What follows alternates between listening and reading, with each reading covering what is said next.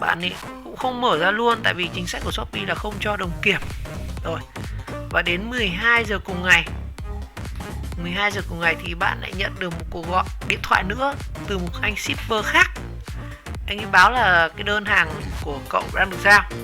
Thì cậu này cũng nghĩ rằng cái đơn hàng này có thể là do bị nhầm lẫn, nên mới bảo là anh ship kia là đã nhận được hàng rồi. Thì anh ship kia mới bảo là chưa ai giao cho cậu đâu, chỉ có đơn của mình giao thôi. Thế là đây này, bạn ấy nghĩ là có chương trình Shopee bị lạc đơn nên cho ship mình nhận rồi, khẳng định gọi, và mình mới mang kiện hàng ra nhận để đối chiếu với kiện hàng anh B mang đến. Thì thấy là thông tin y chang nhau, không khác một cái gì. Kể cả mã bảo mật nội bộ của Shopee là cái mã A143705 cũng khớp. Anh ship bên JHN là giao hàng nhanh có bảo là bóc kiện ra kiểm tra. Đấy. Vì thời gian gần đây Shopee cũng có vài lộ thông tin dẫn đến kẻ xấu lợi dụng rồi. Sau đó thì anh chàng này mới đầu bóc kiện hàng ra để kiểm tra trước mặt anh shipper của JHN. Thì mới ngới người, bên trong cái hộp mà ông A giao thì không phải là máy rửa mặt hay củ, mà lại là một cái hộp Xiaomi Box. Còn bên trong là hộp là gì thì mình chưa mở, vì đang chờ Shopee để giải quyết. Và gọi cho cái số ông ship vừa rồi thì thuê bao không liên lạc được, và mình đã bị lừa. Rồi, tiếp theo là cái câu chuyện khiếu nại của bạn này với Shopee. Mình có liên hệ Shopee thì trường hợp giải quyết sẽ là 3 đến 5 ngày. Nhưng mà 5 ngày thì không ai liên hệ lại, mình chủ động liên hệ lại thì lại báo tiếp là 74 ngày. Rồi, bạn ấy liên tục gọi lên tổng đài các thứ rồi, gửi cả mail nữa này, nhắn tin qua app.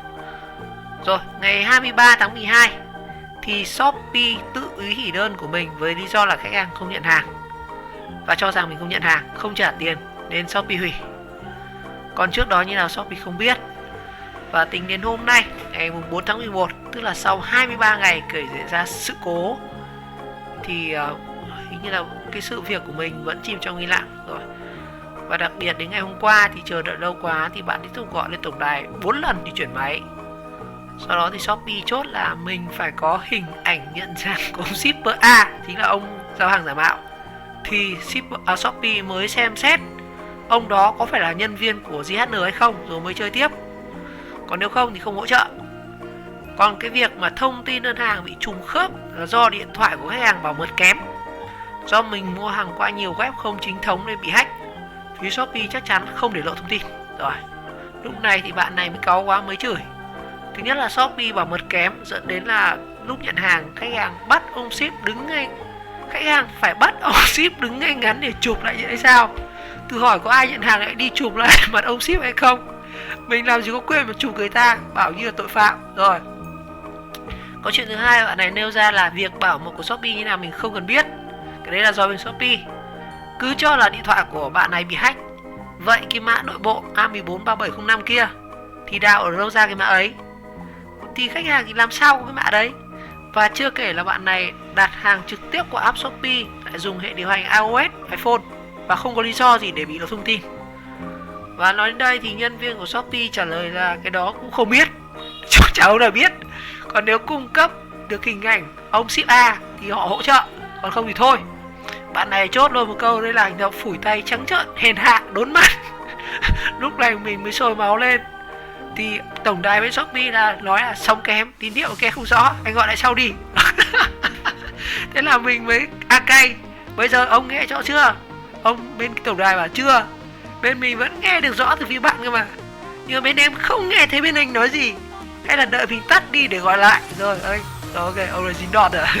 Ok, fine. Rồi sau khi đồng nghĩa gọi lại thì lại gặp tổng đài viên khác và lại giải thích lại từ đầu câu chuyện và tiếp tục chuyển máy đến 3 đến 4 lần. Và như vậy bạn này chuyển máy đến 3-4 lần tụt cả lưỡi và vẫn chưa giải thích xong. Rồi, tiếp theo ở phía JHN thì bạn này cũng gọi lên tổng đài của JHN để lấy ý kiến. Thì bên JHN bảo là họ chỉ nhận đơn từ Shopee và mang đi, chứ họ không liên quan gì đến nội dung đơn hàng của Shopee. Rồi, qua câu chuyện mình kể rất là dài nhưng mọi người hiểu được yếu tố và thái độ của Shopee đối với khách hàng nó tệ đến thế nào. Rồi, như vậy mình vừa tóm tắt xong cái câu chuyện của anh chàng này. Và bên dưới này thì anh chàng có chụp đến 40 cái ảnh để chứng minh rằng cái câu chuyện của mình không phải là dựng chuyện rồi ném đá gì. Chúng ta hãy xem những bức hình này. Rồi bức ảnh đầu tiên, đây chính là hộp hàng mà anh chàng này nhận được sau khi săn cái máy rửa mặt 2 củ. Đây là đơn giả mạo.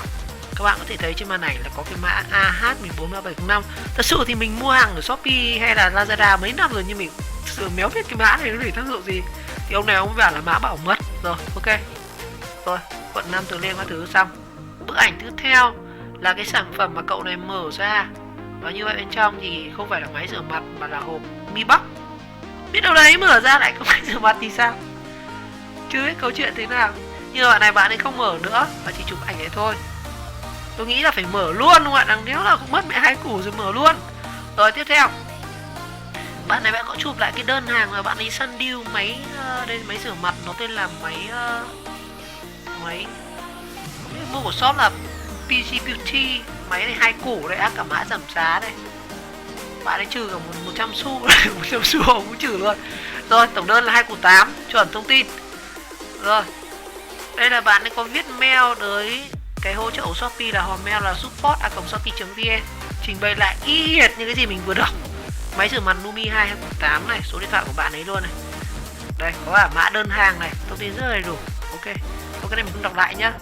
Rồi, và đây là tiếp tục cái câu chuyện mà anh shipper B mang cái hàng đến. Một cái hộp mà nó có dán tem y hệt cái hộp của ông A luôn. Đây, mã đơn là LAZUR7. Thì mình thử check cái mã đơn này trên JHN xem nó như thế nào. Đây là bạn có chụp 2 cái hình ảnh chúng ta có thể so sánh.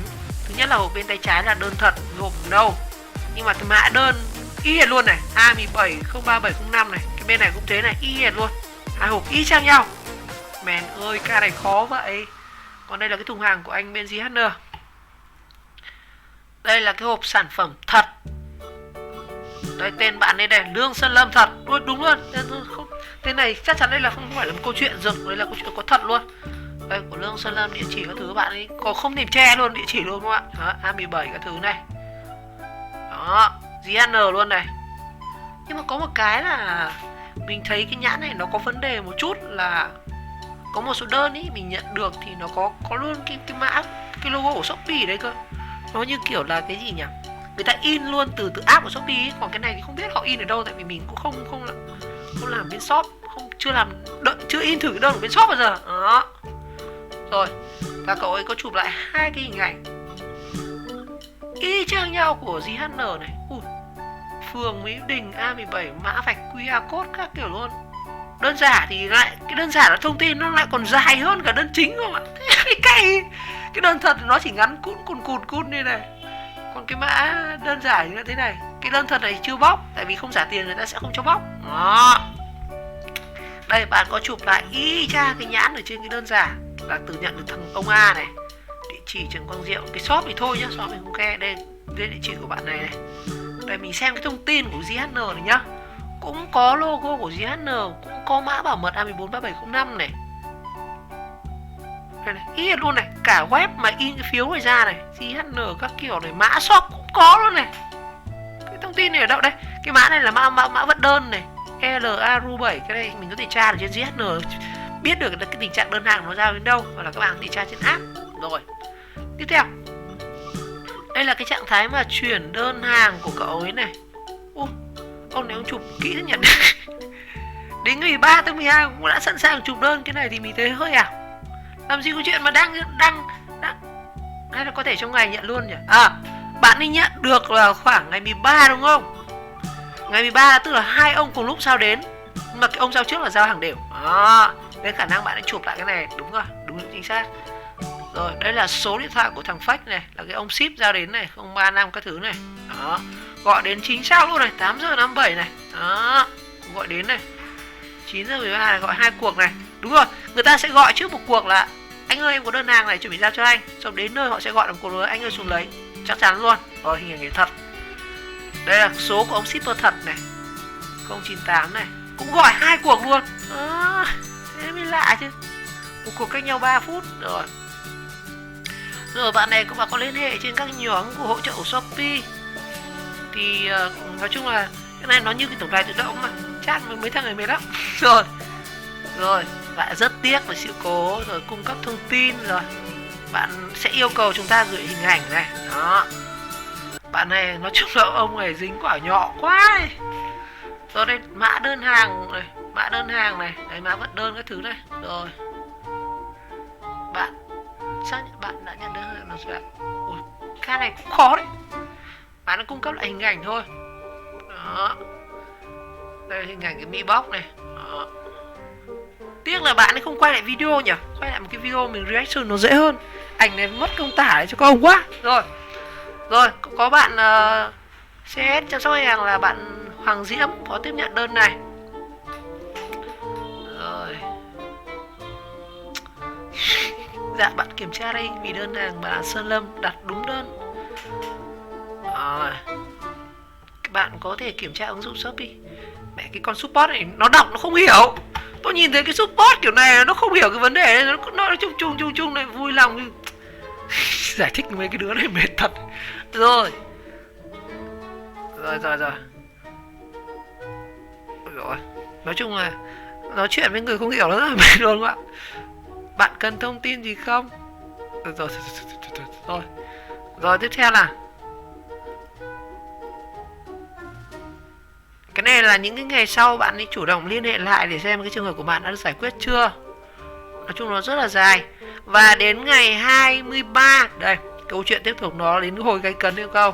Ngày 23 thì mà tình trạng ở trên app, tất nhiên là cái này thì mình không nói thì là ai sai đúng rồi, tại vì đúng ngày ở trên hệ thống nó sẽ auto, như là tại vì cái ông thật ông giao đến thì chưa gửi tiền cho ông ấy, chưa nhận hàng mà chưa gửi tiền thì đúng ngày nó sẽ close phiếu lại về, thì nó sẽ báo luôn là khách hàng không nhận cái đơn này, coi như xong, hủy, cancel, hàng trả về shop.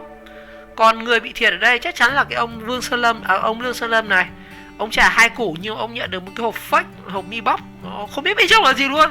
Thế mới cay rồi. Rồi, đây, trả hàng này. Rồi, cái trường này là bị hủy đơn, cái này thì không có gì để nói cả. Rồi, cập nhật là trạng thái. Bạn có gọi lên liên tục số hotline của Shopee là 1901221 đây. Rồi. Rồi, bây giờ chúng ta quay trở lại phân tích cái câu chuyện này. Cái câu chuyện này ở đây thì mình đã tóm tắt cho bạn thì các bạn cũng hình dung rồi. Mình nhận thấy thì ở đây thì trong quy trình làm việc của Shopee, với cá nhân mình là người ở ngoài mình nhìn vào thì thấy quy trình làm việc không có gì là sai cả. Chính xác là không có gì sai. Tại vì như đúng trên hệ thống thôi, tại vì người thật giao đến mà không thanh toán cho người ta thì không trả tiền thì đúng là ngày thì sau 7 ngày thì hệ thống nó sẽ đóng cái mã vận đơn đấy và nó sẽ hoàn hàng về cho shop. Và đúng là người chịu thiệt đây chính là bạn Lương Sơn Lâm. Nhưng mà quay trở lại với câu chuyện, nó tại sao nó lại xảy ra một cái hộp hàng, xảy ra đến tận là 2 cái hộp hàng, 2 hộp hàng giống y hệt nhau về mã vận đơn, phiếu, phiếc các thứ. Còn sản phẩm bên trong thì một thật một giả rồi, chắc chắn là cái thông tin này nó đang bị hack ra ngoài, chính xác là bị hack ra ngoài các bạn. Và cái thông tin này thì nó đang xảy ra cái bất cập trên hệ thống, có thể là của Shopee, có thể của đơn vị giao vận ở đây là chính là JHN. Đó, chính là Shopee và JHN đang không biết là lỗi của ông Shopee hay là lỗi của ông JHN. Và đây là một cái bất cập rất là lớn, gây thiệt hại đối với tất cả các người mua hàng như chúng ta. Chính xác là người bị thiệt hại chính là các bạn, hoặc là như mình, người mua. Đó. Còn bây giờ truy thu về trách nhiệm của hai ông này thì nói chung là để hai ông này cãi nhau thì chúng ta mua hàng chúng ta đã tiền mất và cái gì nhỉ? Tiền mất tật mang rồi. Và cái câu chuyện rút ra ở đây là gì? Đó. Thật sự là tình huống này mình cũng chưa gặp bao giờ không ạ? Tự nhiên đùng cái hai ông giao hàng đến. Tốt nhất là như mình như này. Nhưng mà nó cũng tính một cái chiêu trò rất là quái dị nhá.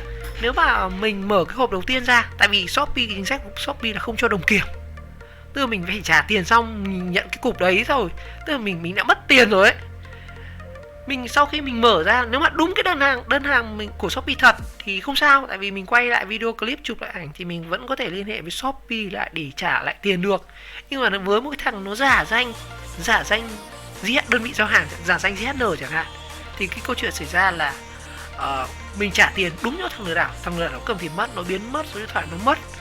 Và khi mà cái đơn thật nó giao đến cho mình thì đúng là chúng ta, đây là một kẽ hở rất là lớn luôn, một thủ đoạn lừa đảo mới của ngay trong năm 2020. Nên mình muốn làm video này chia sẻ với tất cả các bạn luôn. Nên là cái này thì các bạn phải hết sức lưu ý là chúng ta phải ke với JHN rất là chắc luôn cái mã nữa. Tức là chúng ta phải ke với cái đơn vị giao hàng, đơn vị vận chuyển ấy. Các bạn có mã vật đơn rồi thì các bạn có thể chủ động check lại cái lịch trình của hàng. Đó, lịch trình của hàng.